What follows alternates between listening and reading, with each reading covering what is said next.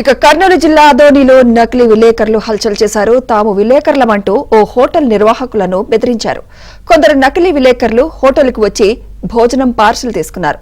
Hotel యజమాని డబ్బులు అడిగితే విలేకరులమంటూ గొడవకు దిగారు. భోజనంలో పురుగులున్నాయి, తమకే డబ్బులు ఇవ్వాలంటూ దౌర్జన్యం చేశారు.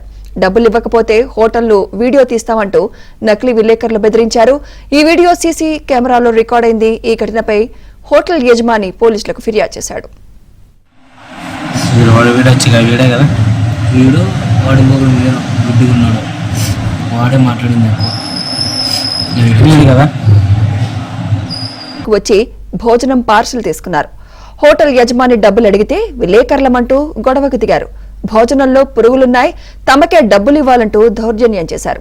డబ్బులు ఇవ్వకపోతే హోటల్ను వీడియో తీస్తామంటూ నకిలీ విలేకరులు బెదిరించారు. ఈ వీడియో సీసీ కెమెరాలో రికార్డైంది. ఈ ఘటనపై హోటల్ యజమాని పోలీసులకు ఫిర్యాదు చేశాడు. వీడే కదా వీడు వాడి ఇంకొకరు గుడ్డిగా ఉన్నాడు, వాడే మాట్లాడింది కదా.